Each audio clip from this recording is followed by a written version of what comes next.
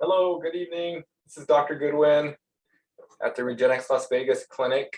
So again, my name is Josh. I'm the doctor at Regenexx Las Vegas. I'll be taking you guys through our webinar tonight, which is, as hopefully you can see on the screen here, talking about different spine treatment options that we do here at Regenexx Las Vegas in an attempt to help prevent the need for surgery, improve pain, improve function.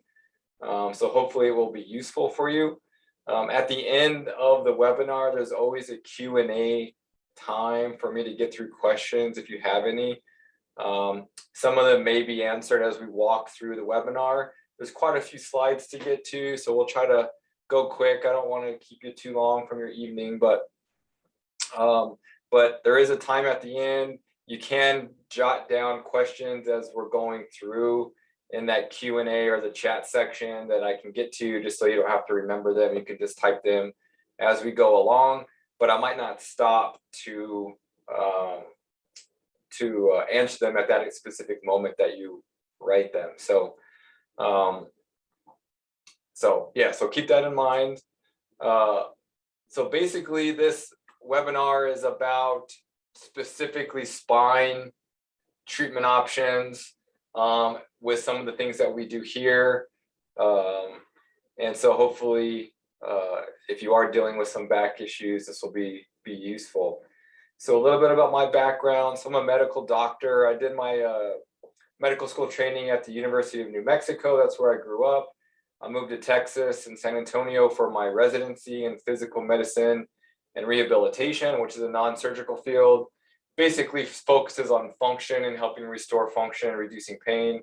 I did do a sports medicine and interventional spine fellowship, and that's where I got my initial exposure to regenerative medicine therapies and using PRP and bone marrow concentrate and things for spine conditions. And so from there, I joined Regenexx in 2015, and I've been with the organization since then. I am board certified in physical medicine and rehabilitation, and I'm a co-author on a review article for stem cells for discogenic low back pain. So that's a little bit about my background. Basically, we want to jump right into it and just talk about spine pain and just back pain in general. All of us have known or experienced back pain ourselves or known other people that have had it. It is a major cause of disability and cost, and it's very expensive to treat for treatment and lost wages, and a huge economic impact. And a lot of the traditional treatment options are very expensive to undergo through insurance, obviously, but if you had to pay for them out of pocket, it would be quite expensive as well. A fusion, average cost $102,000. Discectomy is where they kind of shave down the disc, and it's also very expensive.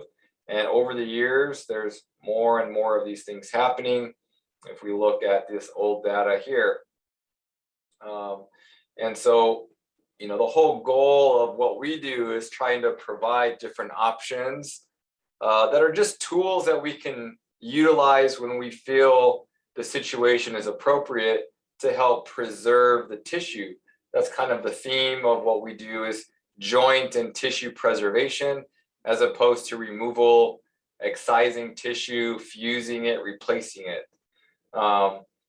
So to understand a little bit about the spine and different causes of pain and different potential treatment options, we have to look at the anatomy, and we have to understand a little bit about what's going on there and what structures can be involved with the pain process. And so we have our spinal column, which is made up of different vertebrae that stack up on top of each other.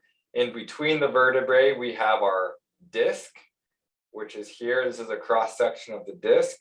It has a tough outer ring and kind of a jelly center, which helps with cushion.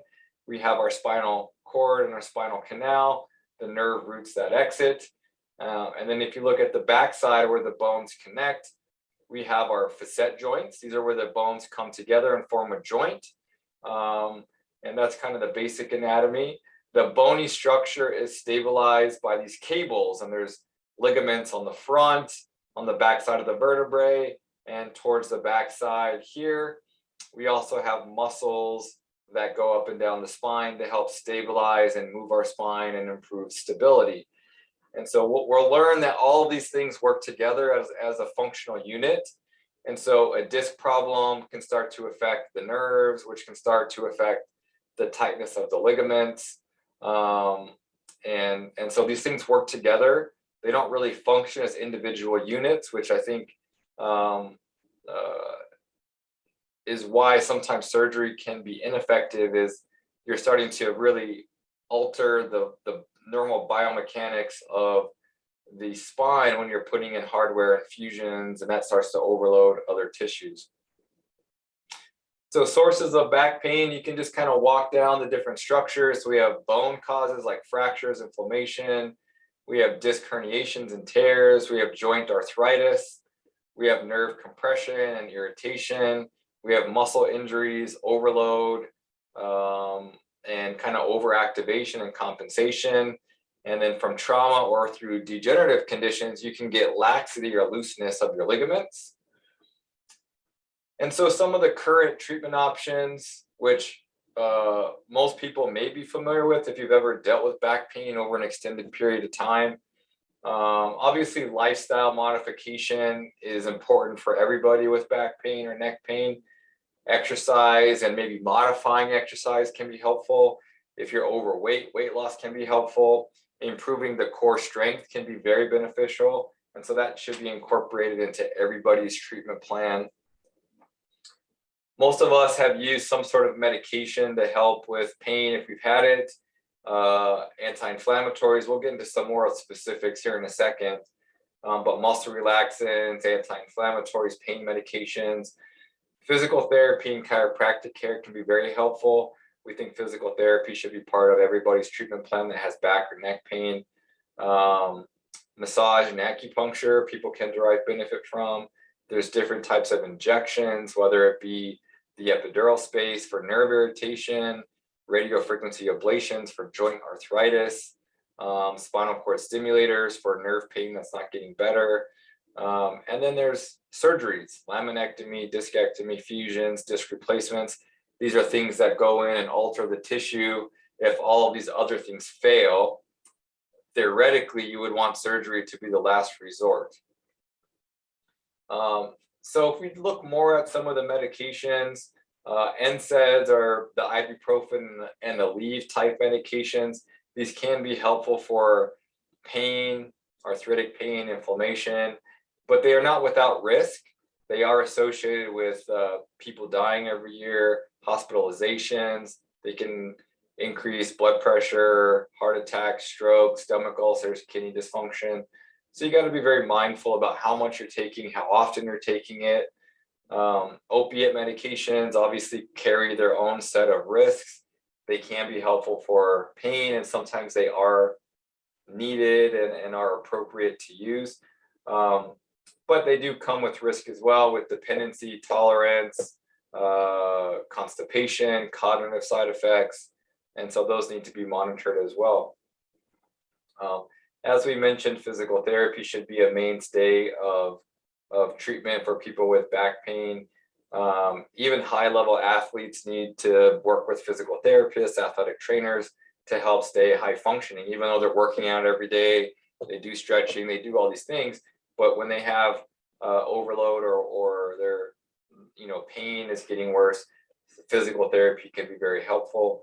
Bracing can be helpful short term to help with bouts of time where you need to use it for some stabilization, but maybe not on a long-term basis. Injections. So these are things that people utilize a lot for spine pain, whether it be an irritated nerve like a sciatica or a pinched nerve, joint arthritis, inflammation, disc bulging, those kind of things. And so cortisone is just basically a strong anti-inflammatory. It can improve pain by reducing inflammation, but it also, again, comes with risk. You've maybe heard you can only get them so many times a year, and that's because of the potential complications. It can increase blood sugars. It can cause weight gain, anxiety, flushing. It can be toxic to your tissue, so your cartilage or tendon tissue that's exposed to this solution. It's somewhat toxic and can create a weakening or advance a little bit of degenerative change. And in usually middle-aged women, it can increase the risk of osteoporotic fractures. They're using steroids in the epidural space is very common. Greater than 9 million are performed per year. But as we said, high-dose steroids can be toxic to local tissue. So people should try to minimize how many of these they get and maybe look for alternatives that are a little bit more healthy for the tissue, which again, we'll talk about when we get to some of the specific things that we do. Cortisone can be injected into joints for reducing inflammation, just like your knee joint, your shoulder joint, you can inject the spine joints. But again, it can kind of advance cartilage wear and tear and degenerative changes. There is a procedure called a radiofrequency ablation. So your spine joints, your facet joints are innervated by this little medial branch here. And that's what kind of sends off pain signals to your brain to let you know that there's pain coming from this joint. So it can be helpful. I've done these procedures in the past and they can be helpful for pain temporarily. Those little nerve threads do grow back, so some people can get a return in pain. The downside is this is a destructive process. You actually destroy that nerve, which also innervates your multifidus muscles, which are the muscles that stabilize your individual spinal segments. So there can be some risk for reducing stability of these individual segments by reducing the signals going to your muscle stabilizers. So something to think about. I still refer people out for these sometimes if it just makes sense based on their anatomy and what else they've tried. But you know, if we can do something that's more healthy, rebuilding and not destructive in nature, then that should be at least the first primary treatment option to perform first before something that's more destructive. Obviously, surgeries can be done for the spine. They're not without risk, given the fact that they are more invasive. Anything more invasive carries more risk and more risk for complications. Doesn't mean it can't be helpful. It just means it comes with more risk and more potential for things to happen in the future. So this is an x-ray with fusion. So where they put screws and rods in the back to stabilize things.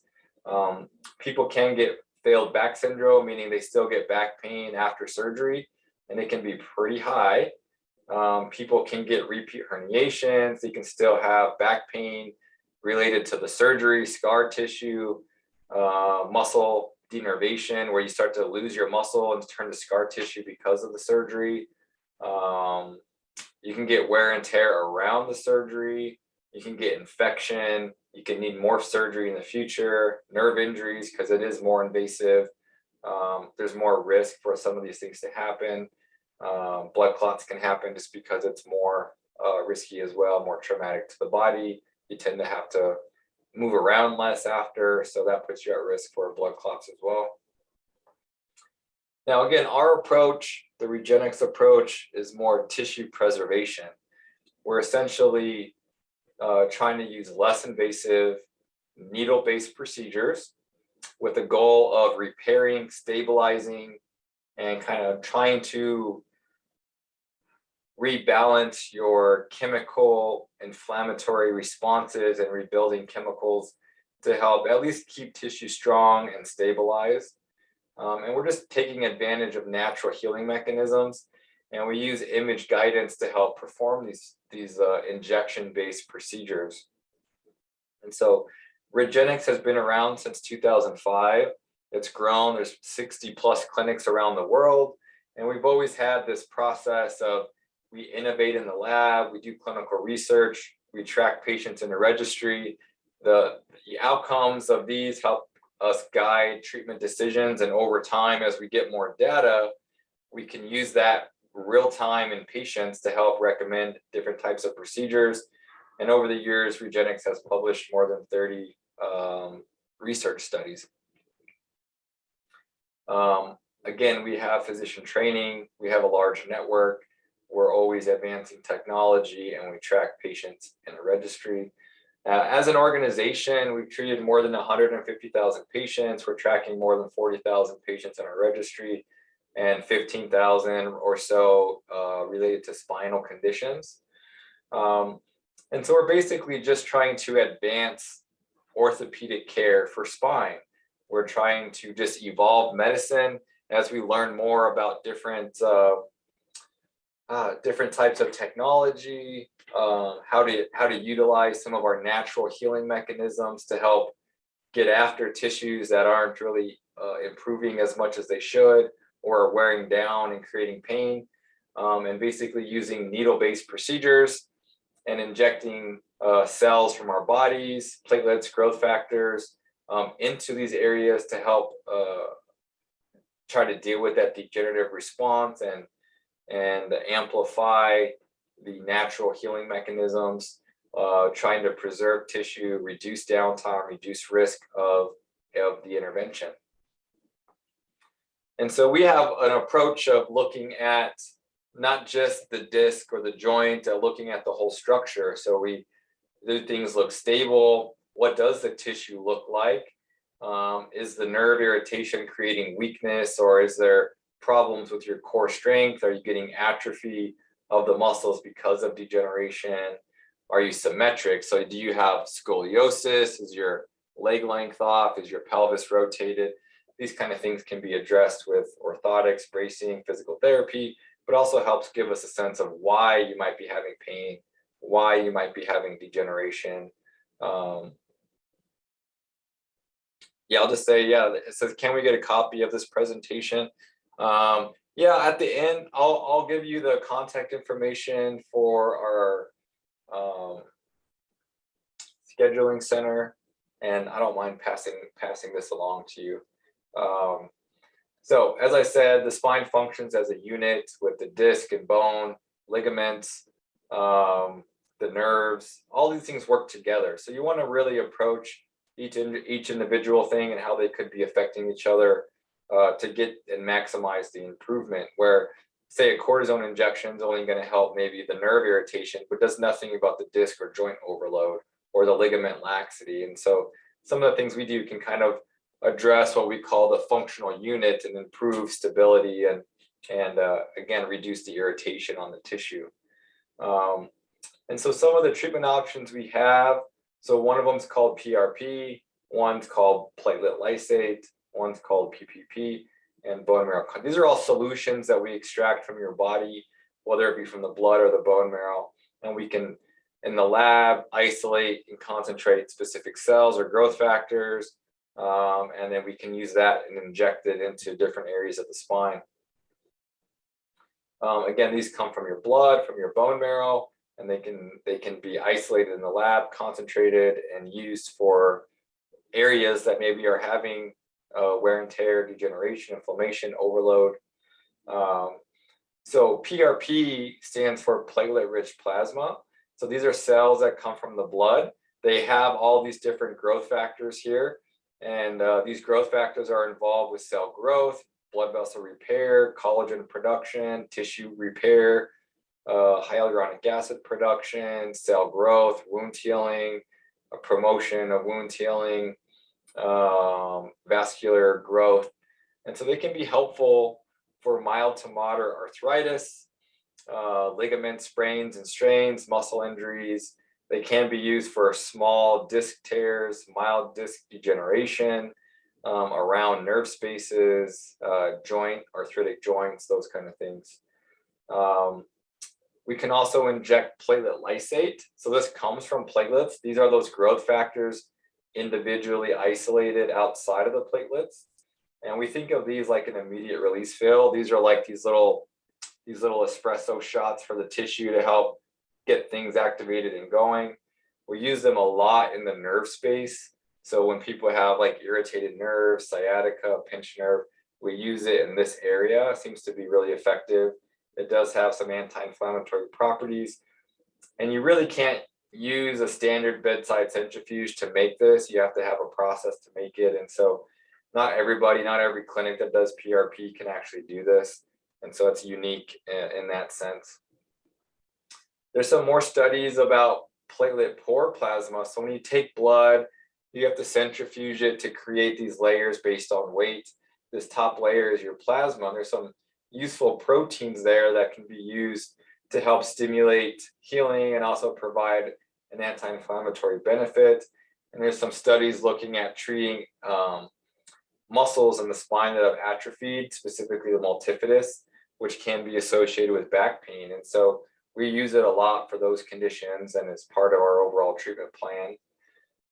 And then we use bone marrow concentrate. This bone marrow solution does contain mesenchymal stem cells. And these are cells that respond to an injured environment. They're involved with maintaining and activating a healing process, resetting the chemical makeup of the joint from more inflammatory to less inflammatory. And in the lab, when you check the function of these cells, they can transform into different types of tissues, which we're trying to take advantage of. And so as a summary, everything we do is injection based. We can use PRP for these different conditions: joint arthritis, inflammation, ligament, disc degeneration, and tears. We use this, or the platelet lysate, around the nerve space. We use this for muscle treatment, and we use the bone marrow for more advanced, moderate to severe degeneration. If you have complete collapse of your disc, it's not going to help. We haven't seen a lot of regrowth of the disc, so that's something that can be, we don't tend to see a lot of huge change in the structure. It can sometimes help with the pain and function by treating the functional unit, but we wouldn't expect a lot of disc regeneration, specifically if you've lost more than 50%. And so this is just our spine care spectrum, as we just talked about there. And again, it just depends on the severity of the problem, how many levels is it, those kind of things. So we did perform a study looking at using platelet lysate versus a steroid injection for patients and tracking people over time to see who got better, who didn't. So it took less injections with platelet lysate to get improvement. Nobody crossed over to get a steroid from the platelet, but a lot of people that got steroid wanted to get the platelets because they still had pain. The functional improvement was significantly better for the platelet lysate injection versus the steroid. So it does show that it is more beneficial than steroid injections in that study. We are trying to progress through an FDA approval for growing out cells from the bone marrow to be used for disc-related bulges and nerve irritation related to the bulge. So hopefully at some point we will get through that process. There's other studies out there looking at using bone marrow for treating disc pain. So this had actually a 5-year follow-up. 81% of people avoided surgery, and the average reduction in pain was 71%. So people did pretty well with taking their own bone marrow and injecting it into the disc itself. There's been similar studies using PRP for disc-related pain, showing benefit through the year follow-up. Another study that Regenexx docs performed, looking at treating the functional unit of the neck, so those ligaments, the joints, the nerve space, and showing that people had significant clinical benefit by addressing all of the different components that are involved with the functional spinal unit, and not just worrying about just a disc or a joint, but treating everything that's involved with those areas. And these are just some other studies related to the spine that Regenexx has published for the neck, for low back, for disc issues, for epidurals, for upper cervical instability, where your kind of head and neck meet, usually from trauma or connective tissue disorders, and then disc-related injections. On the regenexx.com website and our website, we do have our registry where you can look at function, pain, and improvement over time. And so that's available for people to try to get a sense of what's kind of the average. Now, everybody's different. This is taking a whole big pool of people. Some of them are probably good candidates. Some of them are probably lower candidates, but decided to move forward anyway. So it gives a kind of a rough sense of overall improvements, which is helpful to see if it makes sense enough for people to want to look into this more. And so basically how we make a decision is, these are medical procedures and our clinic is a medical clinic. And so you have to assess patients to know, are you a good fit for this type of procedure? Just like a surgeon should be able to look at you, do an exam, look at imaging to decide, is what's going on surgical, or can we do other things that are non-surgical? So we spend a lot of time with patients going over. We tend to spend about an hour to review medical imaging, medical history, perform a physical exam. And this is where we decide, are people good responders, middle responders, low responders? What is the chance for success based on these different characteristics that we find on imaging and on exam? And what do we think it's going to take to get you better? Do we think we can use PRP? Do we think we need to use bone marrow? And then what's the average repeat rate of injections? These are all things we discuss as part of that process.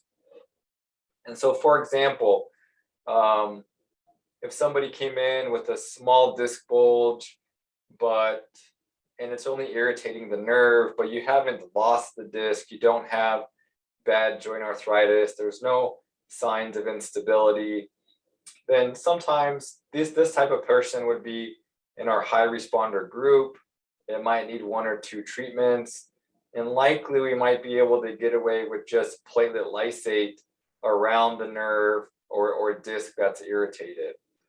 And so basically what we do is, it's a 1-day procedure where you come in, we draw blood, we have to isolate these cells in our lab, and we do have this flexible lab platform where we manually isolate the different growth factors and platelets that we need. And this is important because dose matters.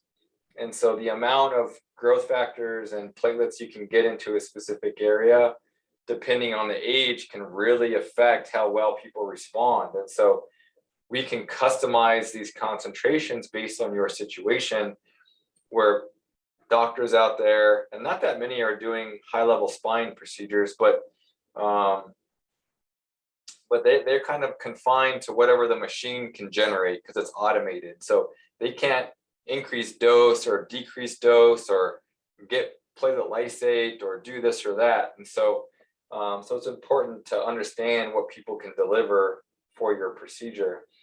And then all injections are carried out under X-ray or ultrasound. This is an example of a procedure where we're sticking a needle around the L4 nerve here.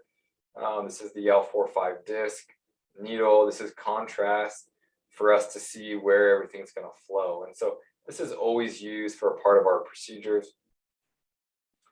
If you tend to have a little bit more wear and tear, like mild to moderate disc herniation, you have a little reduction in your disc height, your disc is touching the nerve and creating some irritation, you have a little joint arthritis and a little bit of atrophy, this is still considered a high responder candidate, likely just PRP for the joints and ligaments.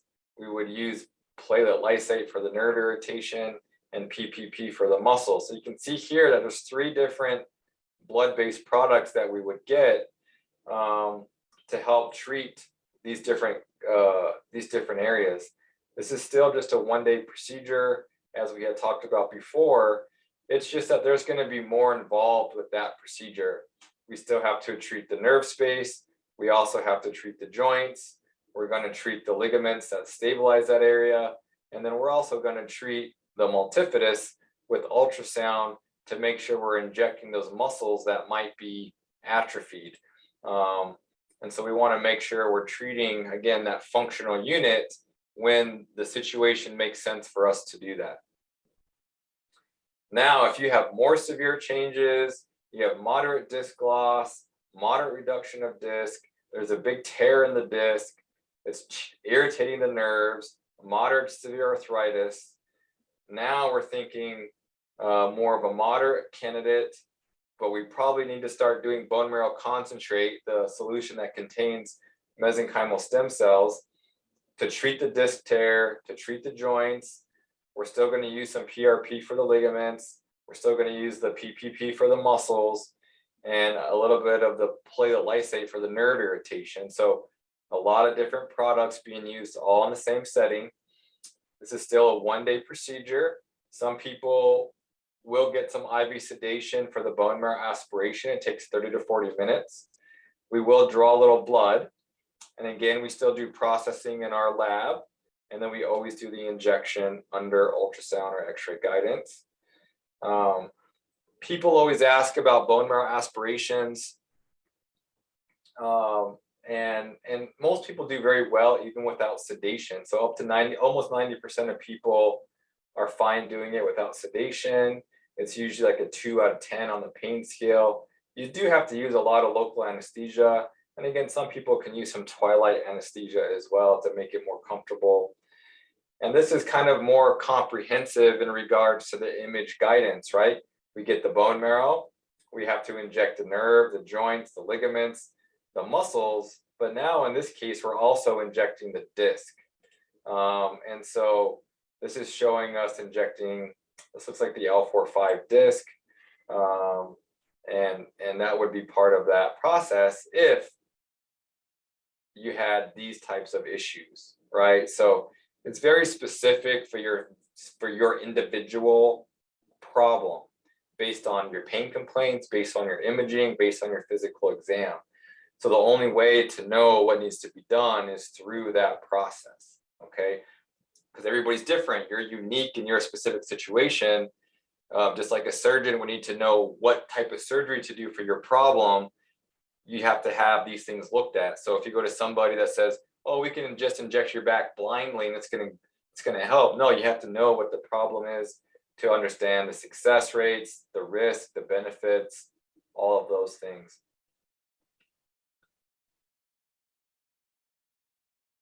So in general, the post-procedure instructions, people do get sore for a couple days. Most people will need some type of physical therapy. Sometimes we'll recommend a brace if we're doing a disc injection. People will need pain medications for a few days just in case they have a big flare. For the first 2 weeks, we recommend low impact exercise, walking, bike, pool-based therapy with a slow return over the first month to 6 weeks to full activity. But disc injections can be painful for a couple weeks. So it does calm down slowly, but it does create a little spasm and stiffness. And then we do follow up people every 6 weeks to 3 months, depending on how you're doing. Some people do need more than one treatment over time. Everybody's situation is different. I see at least 30% of people need more than one treatment over time. Most of those are stacked close to the first one if they're getting partial improvement. But sometimes we see people 3-4 years later that pain comes back and we might have to treat again. So we have to evaluate how you're responding so we can make sure that you're actually getting better. And if you're still having pain, then we have to decide, why do you still have pain? What can we do to adjust to get better improvement? And then there's always a conversion where some people need to go and do surgery. That happens sometimes as well. So just some examples of some post-procedural imaging where disc herniations have shrunk down significantly, disc tears have resolved after treatment. Again, disc herniations getting significantly smaller. There was still a small bulge, but it was quite a bit better than baseline. And so these are things that we can see. Now, again, depends on severity, depends on the individual, but being able to see this is nice. Helps us understand that you are feeling better, but we're also seeing some structural change as well. So let's get to some questions. So this process is to decide which injection treatment will be best for us individually. Yes, so that's what the consultation is for, is just to figure out what's going on. What's causing the pain, or what do we think is causing the pain? And then what can we do to try to address that? Sometimes it's the tools that we have with these types of treatments. Sometimes it's recommending surgery. Sometimes it's recommending different type of physical therapy or certain medications. But the goal is to look at you individually to see what your specific problem is, so we can create a custom plan for your problem, right? Just like the surgeon would want to do, or if somebody's doing a cortisone injection, they have to know what they're trying to treat to see if it's the right solution for the problem. So everything we do is custom to your problem and trying to help you understand what's going on, maybe why you're feeling what you're feeling, what are all the tools that can be used, and then trying to help guide your decision process, right? Not everybody's a good candidate for what we do. Some people still choose to do it despite lower chances for success because they've maybe tried and failed everything, and their only next step is a fusion or something, and they want to, do what they can to help prevent that if possible. But that's what the evaluation's for, to have that conversation and discussion.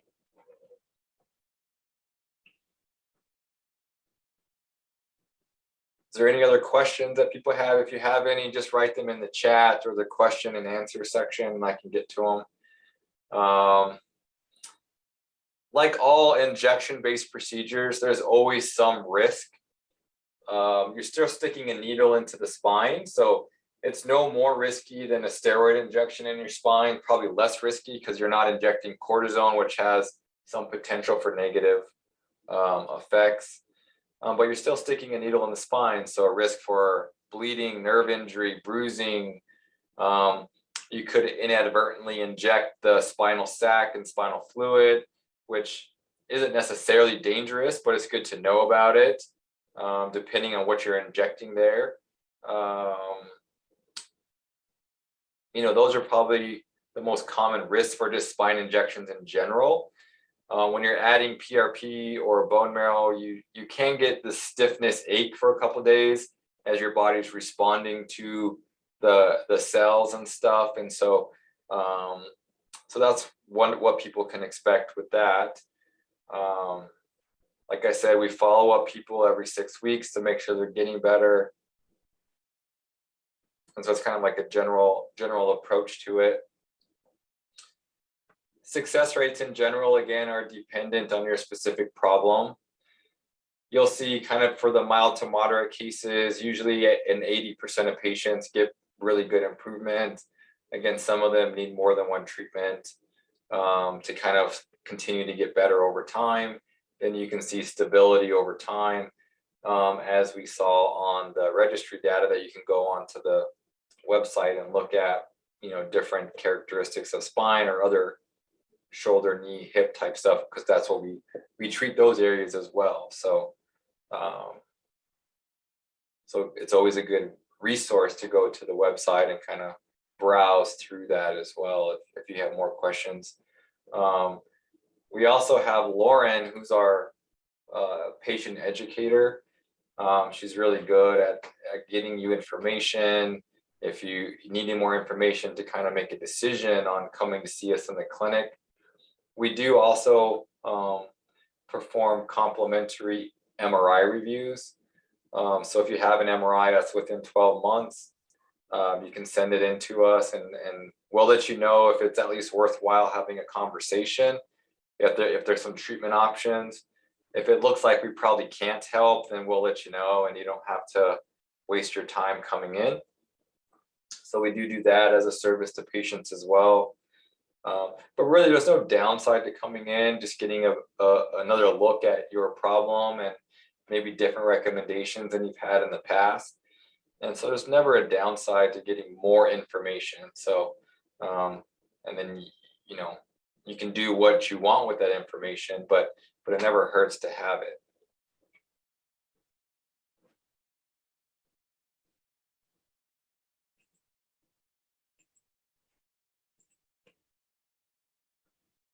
Well, it doesn't look like there's any more questions. Again, if you have questions, reach out to Lauren. You can email or call her. She's available. She'll get you in contact with me. She'll get you information you need. So she's a really good resource. So I do appreciate your time. I kind of went through that pretty quickly. So just trying to get through it and not take up your entire evening. So again, I appreciate your time. I don't see any other significant questions. Again, I'll kind of stop it there, and maybe we'll see you guys in the clinic someday, or I'll at least be able to review your imaging. If not, I hope you guys have a good night. And again, thank you for your time this evening.